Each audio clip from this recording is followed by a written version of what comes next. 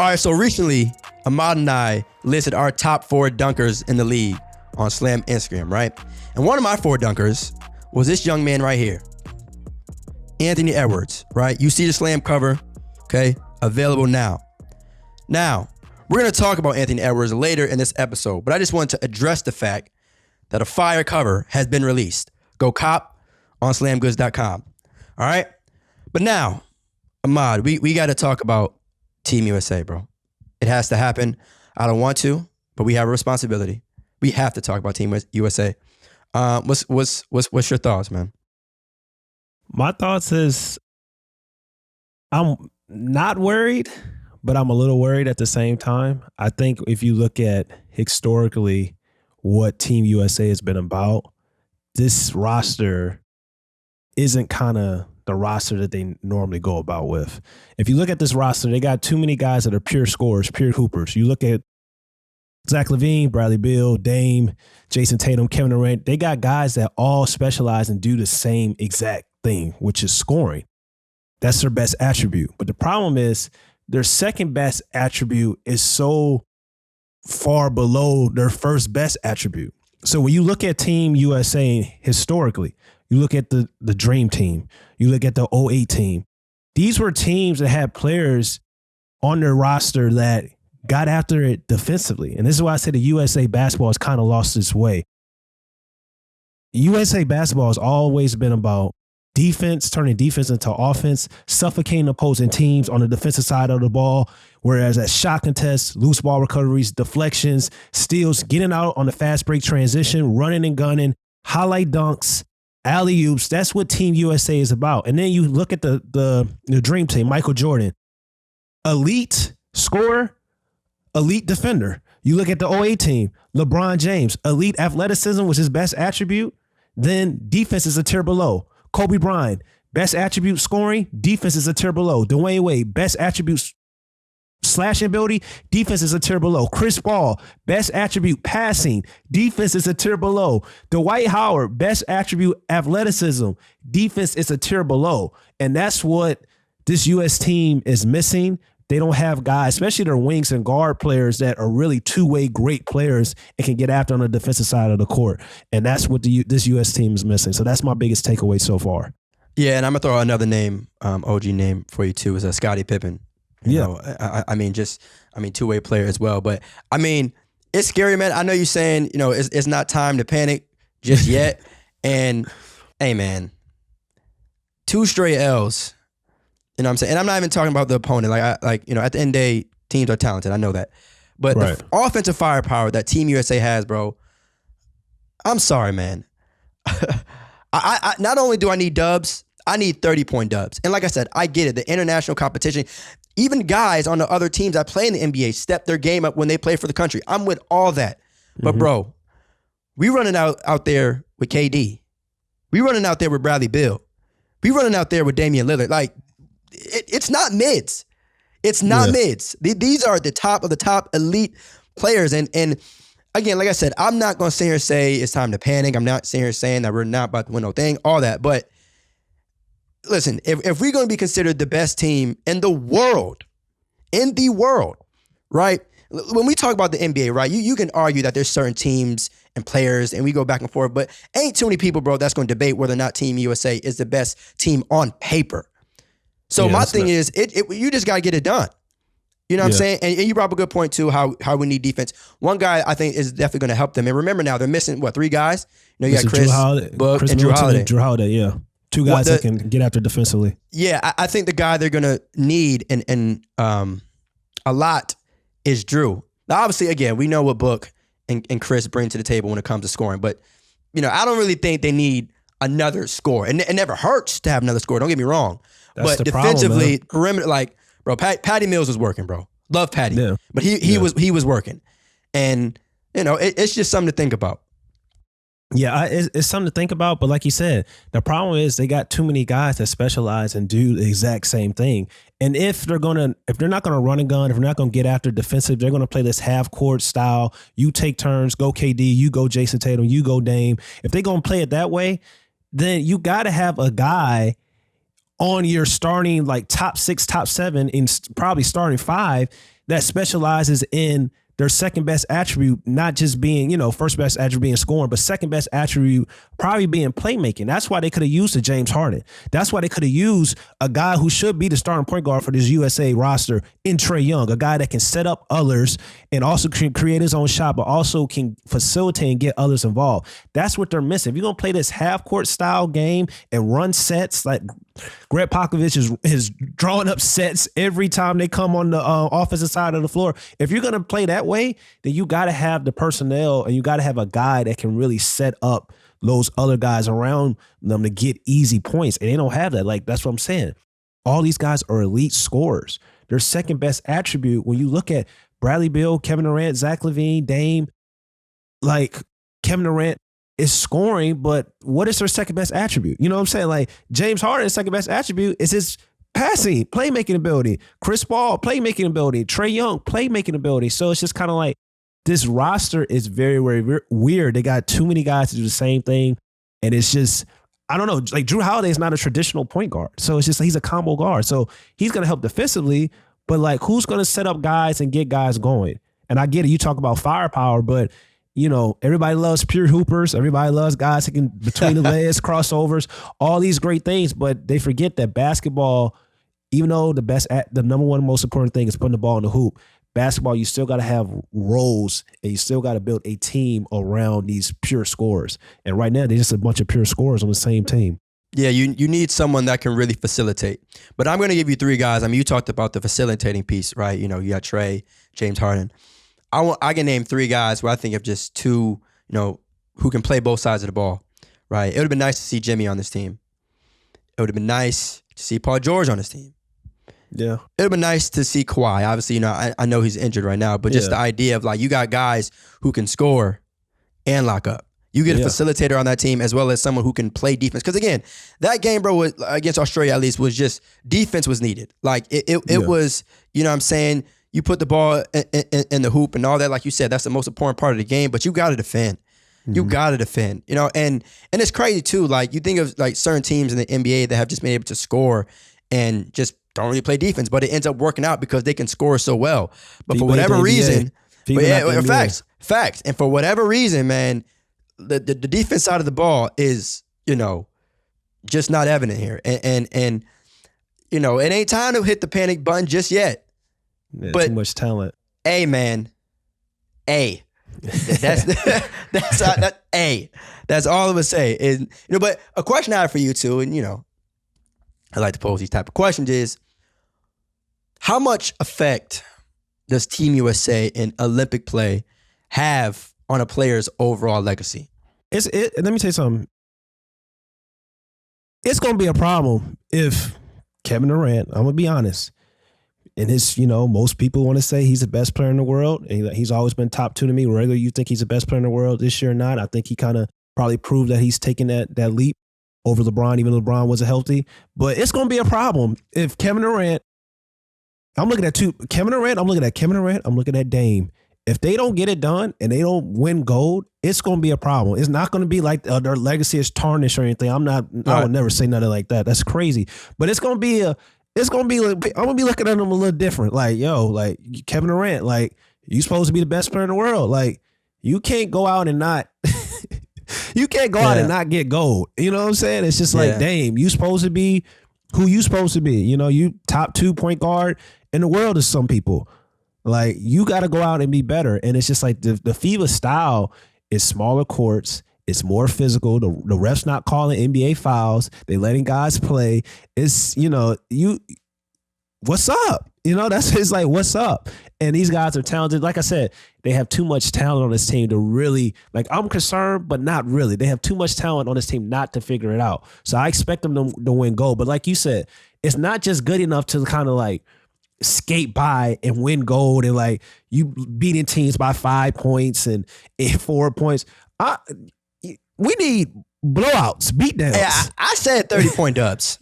I said 30-point dubs, nothing less. I need blowouts. At least 15, 20. We got the best group in the world. It's crazy. But the problem is also like for your wing players, Like, I love Jason Tatum, but Jason Tatum can't be your best perimeter defender on your USA basketball team. That's why I gave you those three names. And Jeremy Grant is perimeter Jeremy Grant is a great defender as well, but like he's also he's a great defender. So Jeremy Grant and Jason Tatum, they're great, but them being your two best perimeter defenders is kind of like you would probably prefer, like you said, Jimmy Butler or Kawhi Leonard and stuff like that. So I don't know, man. It's complicated. It's a little different. Jimmy would have been perfect for this team, bro. Jimmy would have been a nice addition. Trae Young would have been nice. I'll tell you another player would have been a nice two-way player.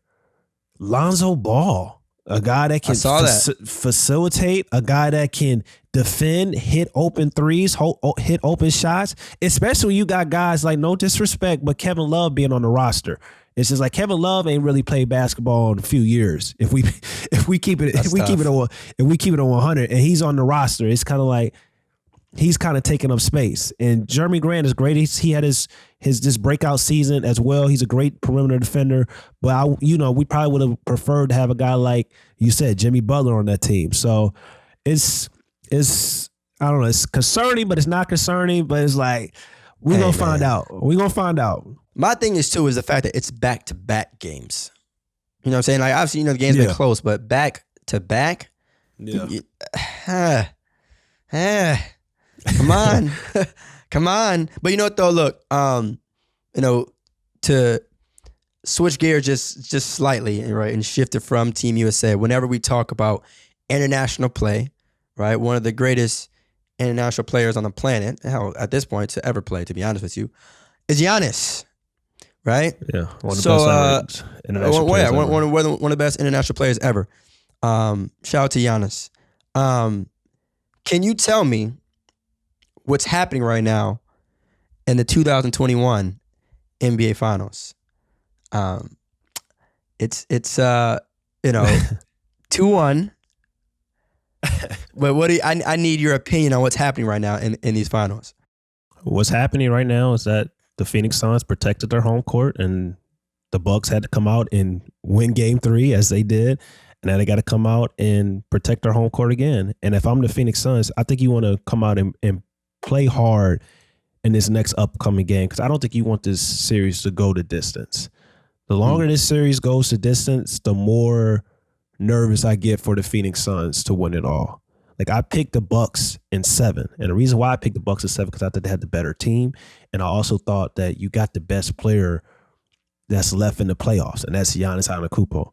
And Giannis, what he did last game was special, because to me, I always talk about, you look at the numbers, 35, 40 points, but does the numbers and the raw stat matches the eye test? To me, Game 3, for the first time in a while, I can say that Giannis's raw stats match, my eye test as well. He was doing a lot of great things, and that's probably because of the way that he was being used. Like, this is why I hate the whole argument. It's kind of, people talk about Giannis is the next, is basically Shaq 2.0. Not really. It's just kind of like, but when he's used that way, when he's used off ball, when he's used in the pick and roll, when he's getting, offensive rebounds and putting them back in tip dunks and stuff like that, that's what people can be like, okay, that should be how he should be used all the time. But the problem is, like, he plays on the perimeter 85% of the time. So it's just like, we see performances like we saw in Game 3, and everybody's all excited, like, yo, he should be a center full time, but he's not a center full time. Yeah. So he plays on the perimeter. So that's why people always talking about Shaq 2.0. No, he's not Shaq 2.0, even though he played like that. Sometimes he plays like that, but it's just like, most of the time he's on the perimeter. So that's why I get annoyed when people say, like, the whole Shaq comparison. Also, I get annoyed when people, like, when he has a good game and people are like, oh, well, people say he's not skilled, this and that. The problem is, like, when you're playing on the perimeter 85, 90% of the time, that means you're a wing. That means we got to compare you to your counterparts. That means we got to compare you to LeBron, Kawhi, Jimmy Butler, Luka Doncic, Jason Tatum, Brandon Ingram, those type of guys. That's why it's like, nobody's never said that Giannis isn't a great player. Nobody's never said he's phenomenal. But people get so upset when it's just like he has a good game, and they're just like, oh, what about his skill, this now, and stuff like that. It's a reason why those things are being said. So yeah, that's how I look at it. I mean, you hit around the nail in saying that, Giannis is the best player. I mean, in this series, I'll say Giannis is the best player in this series by a mile. I mean, usually in situations like this, he's supposed to be though. Well, yeah. Well, play this. He's definitely supposed to. He's definitely supposed to be. That's what I'm saying. Like, why are people so shocked? Is he? He's a 2-time back-to-back MVP. I'm not shocked at all. I'm not shocked or surprised at all, especially when we talk about matchups. But I mean, you know how it is. You know, I done heard some things where it's like, you know, the gap ain't that far, and I'm like, in this series, you mean?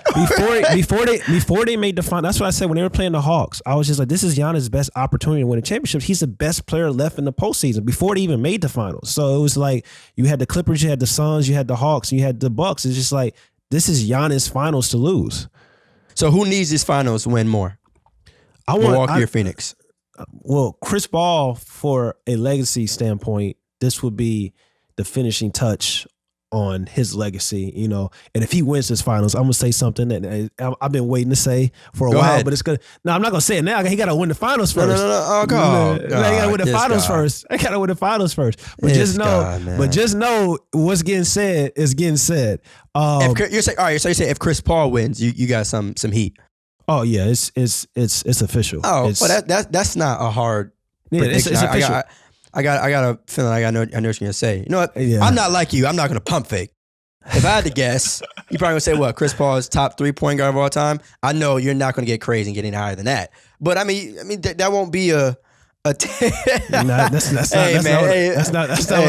Hey man. But go ahead, just say it. Just say it. Don't do that. Don't be one of those. We're talking about Giannis. Giannis is the best player in this series, like you said, by a mile. He has to be. Oh man, this man is dodging. I'm not dodging. Man, that is disgusting behavior. That's it. We just gonna leave it at that. We just gonna leave it. Who do you think is gonna go out and win this series the rest of the way? Usually when I receive a question like that, I usually go with the team that has the best player in the series, and that's Milwaukee. So I'm gonna go with them. But I definitely don't think it'll be a cakewalk. I mean, this is a series that, you know, hell, could go the distance if it does go 7. But again, even in a situation like that, I'm going to go with the team that has the best player. But it's going to get crazy, though. I think, you know, hopefully DeAndre can stay out of foul trouble. Yeah, that just because I mean, and that's not even like me rooting for the Suns. I just want to see a good basketball game with, you know, the best players playing. You know what I'm saying? But I mean, you know, one thing too, and I was hoping you were going to say this, man, the fact that it's not even that Giannis is playing well, right? But, you know, when we talk about a couple of weeks ago, the injury that he had to overcome and like the obstacles with that, it's like, and still dominating. You know, he's not, nature, you know, like this isn't a normal, like, okay, you know, he just won the conference finals. And now he, like, folks were saying that he might even play this entire series. Yeah. And now to come back and now to come back and not just play, but play well and dominate. Come on. Yeah. Let's talk about it. That's a huge accomplishment in itself. Yeah, but I tell you what though, his flowers. I tell you what though, that resume is gonna look real crazy. I'll say it. What you was trying to hesitate on with Chris Paul, I'll say it right now. All right, you one of those. So it ain't one of those. I'm just saying facts. If Giannis goes out and win this championship, right, he will have a Finals MVP as well as 2 MVPs. We're going to have a dialogue because that's one hell of a resume. What's the that's dialogue? All I'm going to say. That's all I'm going to say. What's the dialogue? That's what I'm saying. Well, we'll have it if it happens. What's the dialogue going to be? Because I'm already hearing the craziness. That's what I'm saying. I don't get so caught. This is the resume and stuff like that. People were already putting them over guys like Kawhi Leonard and Dwayne Wade. And I'm just like, I don't, you know, I get it. Like he's won these MVPs, won the Defensive Player of the Year awards, but a lot of that is like, and I haven't mentioned Defensive Player of the Years. A lot of that he deserved. Man. A lot of that he deserved it, but it's just kind of like some of them MVPs, man. I'm gonna be honest, like, you know, we know how people feel about Steve Nash, and I'm gonna say it like this: an argument can be made about Giannis. Some of them MVPs are very questionable, and even that Defensive Player of the Year award is just kind of like. I don't know. That's what I'm saying. Go Suns.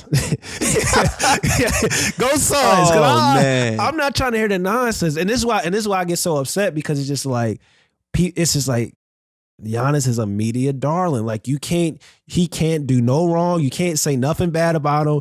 If he plays good, it's like, oh my God, if he plays bad, it's like, it's Chris Middleton, Drew Holiday's fault. It's annoying. You know what? It's annoying. You win though. You one of those. Listen. You That one of media, those. no. That media darling thing, you can argue is an opinion, right? Whether someone That's agrees. a fact. No. Because if that's the case, if you want to take it that far, all NBA players are media darlings. If we really want to take it there, if we really want to take that step, they That's all not are. true. That's not true. You've seen the commercials. You've seen the way some of them get covered up. That doesn't make you a media darling. The way certain players are covered in this league compared to other players, it's laughable. The way that you got these multi-million-dollar NBA analysts that can come out and talk about Russell Westbrook and say Russell Westbrook, as great as he is, he doesn't have a championship. And then on the same breath, they can sit up and say, well, Chris Paul doesn't have a championship, but Chris Paul does this, Chris Paul does that. The energy is never the same when it comes to certain players. That's all I'm saying.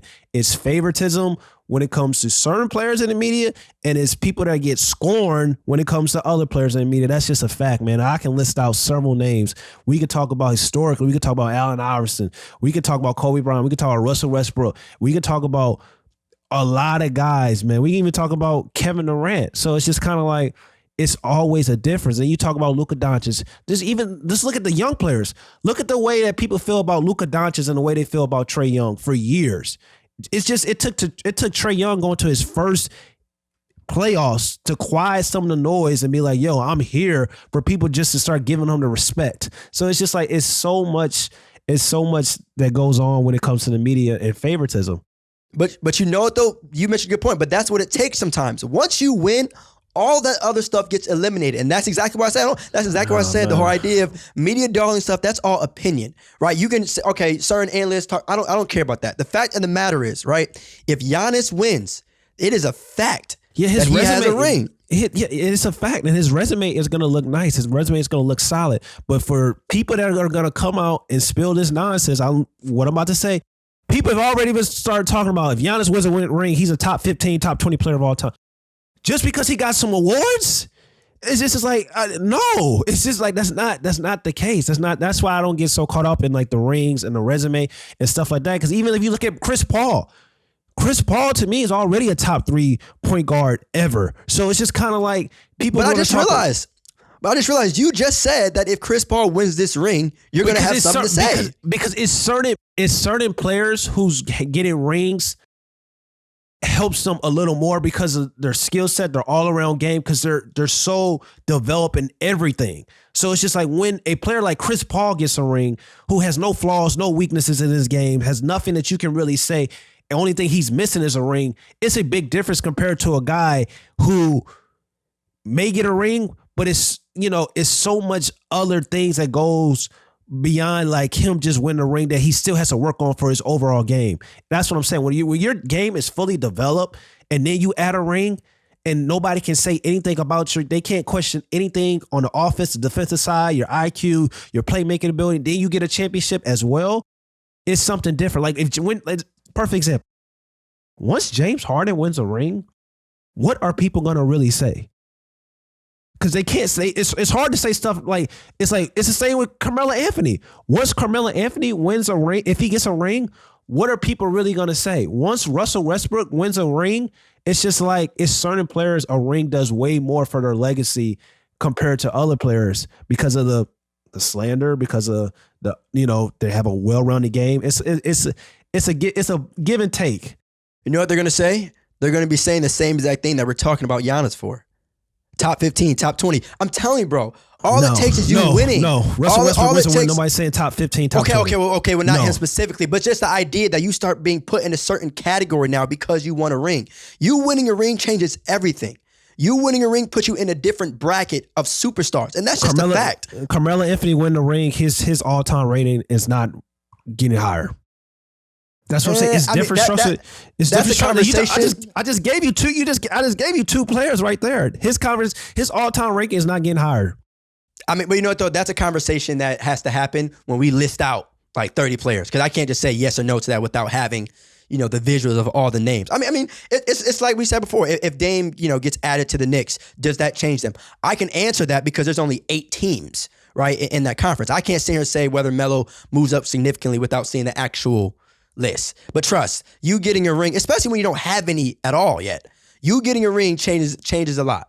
It changes a lot. Whether we talking about Chris Paul, Giannis, Melo, it don't matter. You winning an NBA Finals ring does a huge part to your legacy. And again, I haven't even talked about the multiple MVPs, the Defensive Player of the Years, whatever.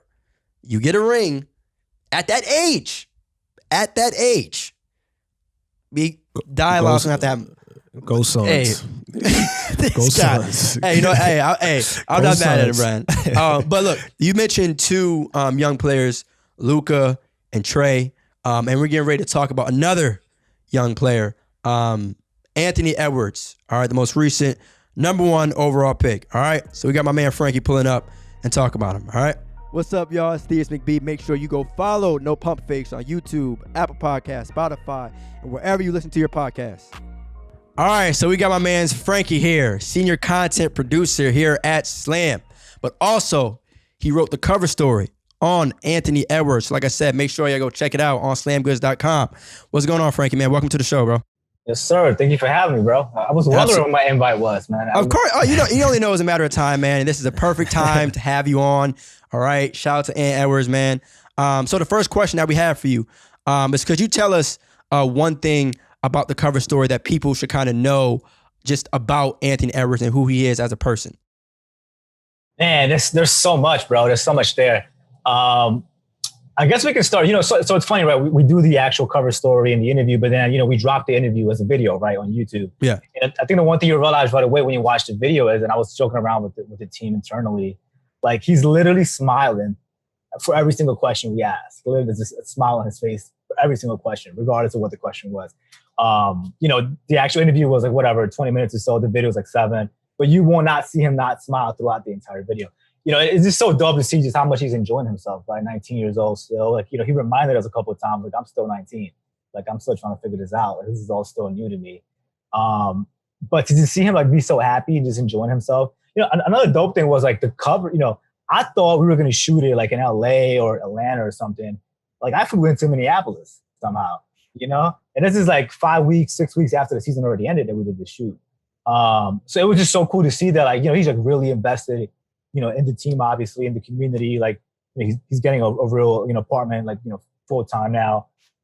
He had been back and forth the entire offseason, going, one of the guys, the Wolves was telling us. So, like, it's just so dope to see how involved he is and the fact that he's still coming. I think he might have been the only player in town when we were there out of 15 guys. And, obviously no shot at anybody else that wasn't in town, but because they don't need to be in town per se. But the fact that he was there in Minneapolis, I don't know how many offseason shoots we do where we don't shoot in LA, Miami, or definitely not in, a small town, small market like that. So that was cool to see. What do you think that says about Anthony Edwards, like he was in Minnesota? Yeah, bro. I think he's all in, but I think he enjoys it. He went out there and said it, like, I want to be the #1 pick. I want to be in Minnesota. Right. Like, he made it very clear from the beginning. Like, he was all in, right? He bought in from the get-go. So, and the day after we shot the cover was like the draft lottery day, and he was the dude representing the Timberwolves. So he was even all in on that. He doesn't even have to do that if he doesn't want to, but he was like, he was all in on doing that as well. So I think he's really invested in the team. I think he's having fun. I think that's the reason why you see him smiling a lot. Especially like, a lot of guys, we do interviews and, it's all smiles and everything, like, off the camera. But once that recorder, once that little red button turns on, usually, people tighten up a little bit, right? That's kind of normal. But to see him just be just as happy and smiley, like once we're doing the official interview, as he was when we weren't, I think it shows that he's just having fun. Like, he's really enjoying it. Yeah, and what do you think that says about him too? Like, being a kid from Atlanta, a big city like Atlanta, going to big school like Georgia, and now being, I guess, a smaller market team like the Timberwolves. Yeah, I guess the good thing is that, like, expectations are not as high, obviously, and so I think it has allowed him to grow a little bit. Even though with, like, there's patience, obviously, and I think people are a little more realistic with the timetable. Although I would say, like, there was a couple of games, obviously, where, like, he was obviously dunking on everybody, going off, and yet Twitter would go right into, like, his shooting percentage or whatever, right, in the conversation. It's corny. And so corny. But I think in general, so that's going to happen on Twitter or whatever on a larger scale. But I think being in Minnesota allows him to grow. I think that's why he's having fun there, right? He feels like there's no rush. The expectations are a little more realistic. And so, yeah, I think, obviously being in a Western Conference like that, it's tough, right? It's tough to really make some leaps in there, but I think it's coming. Yeah, they got a lot of good players, young players. They got Karl Anthony Towns, they got Malik Beasley, they got D'Angelo Russell, they got Ricky Rubio as a veteran presence. Do you feel that Anthony Edwards can be the face of their franchise going forward in the future, even though they have a player like Karl Anthony Towns?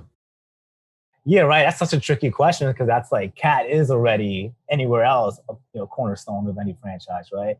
But like he exceeded expectations. I mean, part of what we were talking about was, and this is not even just with Ant, it's like with all the rookies, right? Like, they had not played basketball for 9 months prior to December, right? He had not played basketball since March, right? And there was no summer league, there was nothing to really there was no Drew League, there was nowhere to play competitively because of the pandemic, right? So like it all happened so fast, right? Like I think draft night, 13 days after draft night was training camp, right? And then like 10 days later it was preseason. And then I think it was like 12 days later was like the regular season. It was like a 4-week like window from a draft night to when like the first game was, right? And usually like the onboarding process for rookies, that's like a 3.5 month process, right? You get drafted in June, you don't debut till October or whatever the case may be. Like, they did what is usually a 3-4 month onboarding process in 4 weeks. And one thing he mentioned was like he was kind of winging it the first half of the season, like anything from plays to coverages, like it just was not enough time to be able to like get all that down packed so fast. So he was clearly winging it, for a bit. And, he was still trying to understand the coverages and all that stuff. But I think this class doesn't get as much credit probably as it should. Like what they did out there with very little preparation. You're talking no summer league, no getting acclimated to the city during the summertime, no getting acclimated to the playbook, meeting your teammates. There was none of that. It was just to get drafted. I think he flew in the next day. He was already in Minnesota, getting ready for the process. So I think, no 3-month summer window, like what he did, what Melo did, what all the guys did, like it's super impressive. So when you talk about like, is he like potentially a cornerstone of a franchise? Like, hell yeah. Like, how do you not look at those numbers and think that, right? But they got so many pieces, right? From D'Lo, like Beasley was averaging like 19 a game last year, I think it was, or something like that. So they got so many pieces. I believe they don't have a draft pick because they didn't get a top 3 pick, so they lost theirs. So they're gonna have to probably get creative in the summertime with free agency and all that stuff and trades. But they got pieces, I'm hearing a lot of talk about Ben Simmons, coming to Minnesota. Run it up. They just dropped today that Ben Simmons is, the Philadelphia Sixers are open to trading Ben Simmons, and the first team that everybody keeps talking about is the Minnesota Timberwolves. Yeah. That'll be tough. I mean, it's so hard. It's like a science to it, who knows? Yeah. I mean, you talked too, Frankie, about like, what this draft class had to go through. And, this is basically a historical draft class, right? But did you talk to Ant at all about the mental side of it, right? The physical part, I mean, obviously, you have to make adjustments, not knowing certain schemes on the court. But was there ever like a mental toll that he, kind of overcame? I was definitely trying to get more of him from that side, but he's such a happy kid that he's like, yo, like I'm just happy to be here. Like I just enjoy it. I'm playing basketball to get paid. Like I don't think he's one of those kids that overthought it or like really thought that deep into it. One thing he did mention was like, the first half of the season he was averaging like, I think it was like first half meaning like, before All-Star break, he was averaging 14 points a game. It was solid. The shooting percentages is where he was getting a little bit of criticism from. So, obviously All-Star break happens, and because there was no rookie game and no real like All-Star weekend, there was no point of him going to Atlanta. I mean, well, he lives in Atlanta, but I mean to All-Star weekend. So he goes back home and he's just chilling. He's like, yo, the entire time, like the little All-Star break, I was just watching film, and I picked up on little things. Like he said he wasn't jumping, like, in a lot of his 3-point shots, So little things here and there that he was tweaking. And then you see him come back after the All-Star break. He averaged like almost 24 points a game after the All-Star break. Like literally it was like almost a 10-point jump before All-Star break and after All-Star break. Like his shooting percentage was like 45% after the All-Star break. So like everything like skyrocketed. So like it's so crazy how like from a mental standpoint, like just taking a little break, taking a step back after just like going for the first couple of months after no real onboarding process. It's crazy how he was like, all I did was go back home, watch some film, came back and I adjusted. And that's what he needed to do pretty much. And I think that's one of the most slept on things when it comes to players, right? Like every NBA player is talented, right? There's no doubt or question about that. But to be able to make adjustments, especially to be willing to make adjustments, especially at that age. I think speaks volumes to his character. That's and I'm sure it happens often. Don't get me wrong, but still, man, to watch film over and over again and make that adjustment in game is. Yeah, one thing he mentioned was like he was like, there was no such thing as film study prior to this for him, like in his actual like regimen, So he was like learning that was like a thing, and he was like, yo, like once you learn that, like now you're literally just a full-time athlete, right? You don't have to worry about school, anything else. And he was like now it's like this is even easier. Like now I have real time to really put in like the hours to really study what I'm doing. Before I was just going out there and doing it. Now I'm really like actually for the first time studying my own film, right? And studying games. So in a way, he was like, yo, it got way easier. Obviously, the floor opens up in NBA compared to college. So I was trying to get him a sense of like what part of his game he had to adjust.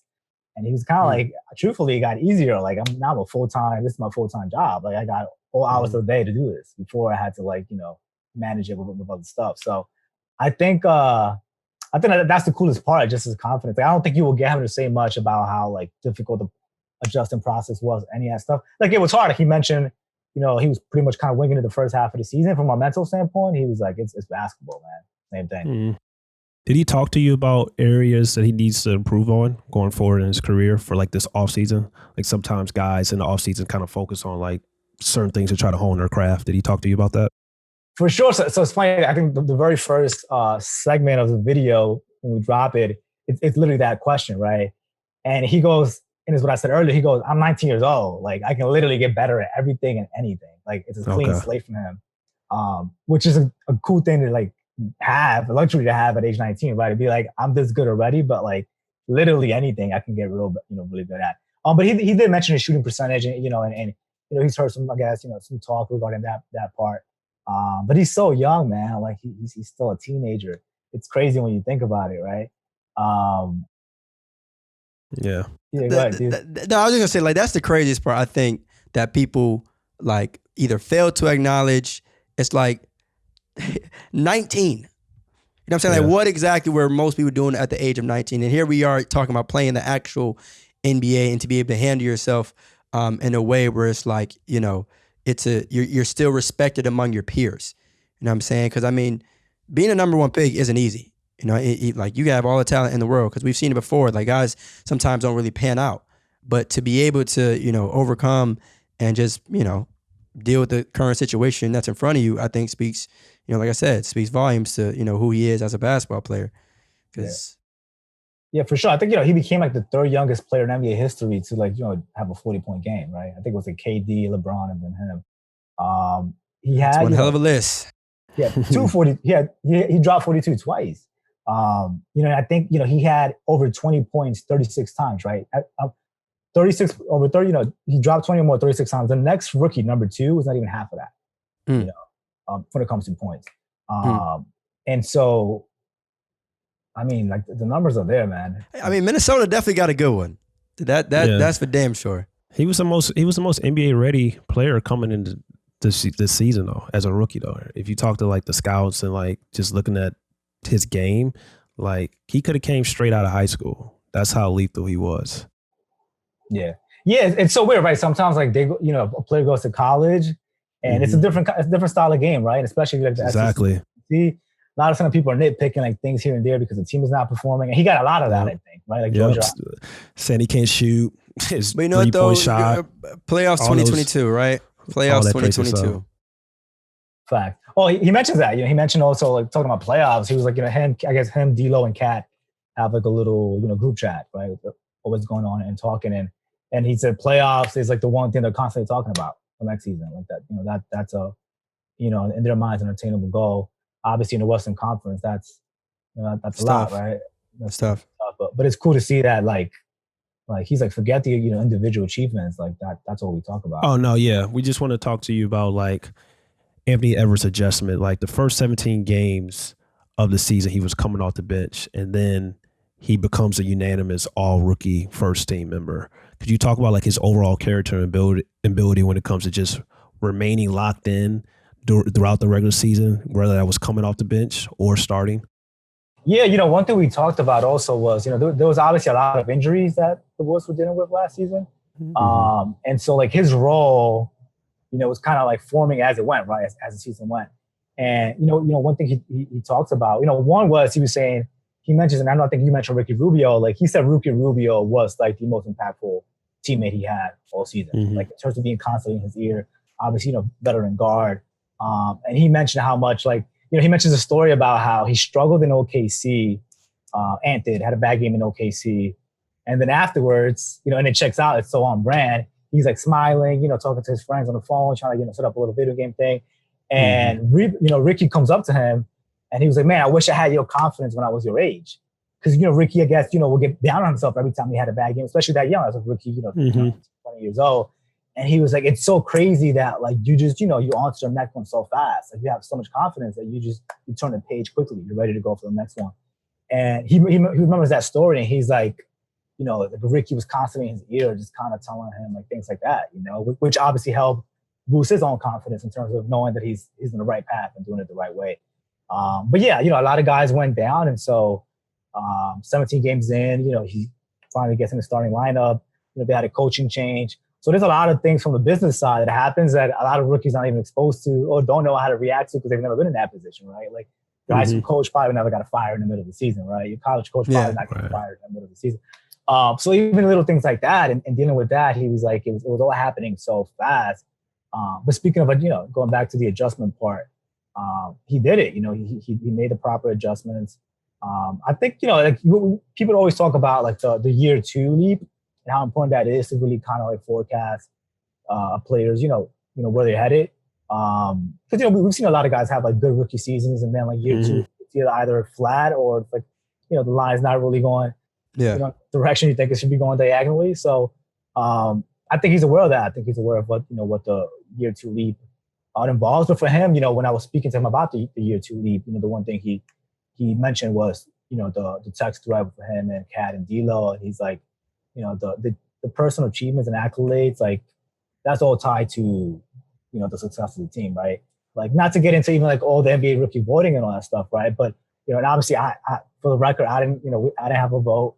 Came to that, but like a lot of, when you think about it, like you wonder how much of an emphasis, because just in basketball coaching in general, we put into winning, right? If a player's not winning, like look at, Trae Young was getting trashed last year, right? There was the whole Trae versus Luka conversation and debate.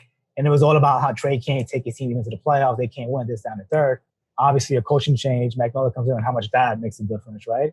That's a whole other conversation. But, the point being, like, you do wonder like how much of that had like a play a role in people's voting, right? In terms of, obviously the Hornets, made it to have a chance playing tournament. Playing tournament. And that didn't happen with the Wolves. And so I think it was like 75, something like that they might have votes wise. But you begin to wonder how much of an emphasis in general we put on winning, and then how much the players are aware of that, and then how much that like even plays a role in how the media votes, right? Yeah. And so I think he's aware of that, and I think he realizes that winning, it's going to become a big part as he moves forward, obviously. Yeah, me and Theus kind of always talk about that. The concept of like accolades and then like winning. To me, I think it's kind of ridiculous. I think if it's an individual award, we should look at the individuals and not just talk about like winning, because winning is a team. It's a team game, But it just depends on the player you're talking about. Because certain players, like if we look at Stephen Curry this year, everybody was talking about he should be the MVP. Finish top 3 in the MVP. But it was just kind of like his team didn't even make the playoffs. If that was LeBron James or Kevin Durant or James Harden, we probably wouldn't be having that same type of conversation. So I think it needs to be probably some checks and balances when we talk about these awards, and maybe like a format going forward in the future. But I definitely can understand that. I mean, I think that changes a little bit when it comes to rookies, though. It's like, receiving an MVP, you definitely should be winning. But I think rookies are held to a slightly lower standard, which I think should be the case. It's like, obviously you should come in if you're a number 1, 2, 3 pick and definitely help your team win. But I don't think anyone's expecting like one individual player to like, a rookie to come in and take your team to the promised land off rip. You know what I mean? I will say this, like the last couple of years, you saw what John Morant did with the Grizzlies, a season ago. You saw what Melo did with the Hornets this year. like I do begin to wonder if, if the expectations changed the following season in terms of what the last two guys did, right? Yeah. And how much that plays a role. And I also think it's like far too gone now. Like Twitter just kind of ruined it in a way. Like people, that like, even you hear all this like, Zion chatter who, I don't know anything regarding, but all this about like the Pelicans are not, they're not winning this and that third. But a lot of that is like, you begin to wonder how much pressure these guys have at such a young age, 19, 20, like to win because of all the chatter online. And like that leads to all these fake trade rumors, which leads to all this like bad, locker room chemistry, which leads to like coaches changes, like it just trickles up and down all over the place. Yeah. And that's why I asked you about the mental toll piece of it too. It's like, like I said, we all know these guys are talented, but they're still young. And so like they're growing up now in the social media era, right? Where they can go on their phone and see it. It's not like, it's one thing, to be, a reporter's asking you a question, but now you got to, go on your phone and see people that sometimes cheer for you, but then will bash you when you have a bad game. You know what I'm saying? And again, being young, right? So, I mean, that's something that I'm sure can at some point have an effect on a player. So Sure. It's unfortunate though. Yeah. I mean, also like, he was a top high school recruit since like his sophomore, junior year. And you begin to wonder how like this next generation, they're probably even more equipped to dealing with criticism from social media than a lot of like the, millennials of like, guys that are like 26, 27 that came in just when like Twitter was becoming like the gospel for who's nice and who isn't. Yeah. So in a way, like you begin to wonder if like the younger kids that are in high school right now, or, top recruits, they're probably, in a way, like ironically enough, probably coming a little more equipped than some of the older guys are when it comes to dealing with all that social media stuff and how to handle it, Yeah, I hope so, man. And like, look, if Twitter and Instagram doesn't approve of you, it's almost as if you're not valid, or you're not like, oh, he don't got a lot of followers. Oh, he's come on, he's mid. Like that doesn't have to be the case. But one thing I want to say, man, just thank you, Frankie. You know what I'm saying, for pulling up on the episode again. My man Frankie, senior content producer for Slam. Go check out his cover story. All right, in this mag right here. All right, available on slamgoods.com. Theus. What's cap up? Cap or no cap. What's up? Stephen Curry will not win another championship with the Golden State Warriors. All right, so again, based off the way you word the question, I'm going to say no cap. As if to say, I believe that they have the ability to win another NBA Finals. Look, man, the fact of the matter is, Stephen Curry is still a top 5 player in the league. They still have one of the best defensive players in the league in Draymond Green. They still have a young prospect and James Wiseman. And they still have one of the best two-way players in the league in Klay Thompson. Okay? Coming off Achilles and an ACL injury. This is very true. Oh, if you want to finish that statement, go ahead. What? You don't think what? Come on. What are you going to say? I don't think Klay Thompson, I don't think the expectation for Klay Thompson should be what we saw in the 2019 NBA Finals of coming off Achilles and especially defensively. Right. Well, I agree. I mean, the good thing is too, I mean, he's playing with one of the best players in the entire world. So, I mean, I don't think the pressure will be the same as it was. They'll definitely need him. I mean, but I mean, when you think about the Western Conference, I mean, obviously the Suns are making noise. Don't get me wrong. Okay. The Lakers, you got LeBron and AD, but the way they ended, we won't backtrack. Okay. I mean, Denver unfortunately has an injury with Jamal. I mean, Utah, we know how you feel about Utah, all right? Yeah, but true. just, like I said, anytime you got a team with Steph Curry, even though they didn't make the playoffs, I know, the Twitter analytics going to lose their damn mind. But hey, Steph and Klay, Dre, James Wiseman, things can happen. Okay? I mean, it wouldn't be crazy to say that they can win another finals. Stephen Curry ain't been in the playoffs in 2 years, man. I think they missed their window. I think next year with Klay Thompson, he won't be back until the following year, which means that's another year of, wasted prime of Stephen Curry. Stephen Curry would be what, 34, 35 then? I don't know how old he is. So it's just kind of like, and then you look at Draymond Green, as great as Draymond Green has been and as great as he is defensively, offensively, each and every year it's been going. He don't even shoot the ball no more. You know what I'm saying? Like it's his offensive ability. When the Golden State Warriors were really good, it was when Draymond Green was impactful on offense as well, offensive side of the floor and the defensive side of the floor when he's getting those low triple doubles, like 12, 10, and 10 some nights. But he doesn't even look to score the basketball. James Wiseman, unless they trade him, he's about 2 years away. As great as and talented as he is, he still has to develop. And Golden State don't have time for him really to develop. So it's just kind of like, I don't see, unless it's a big time trade that's going to happen, Ben Simmons. Oh, amen.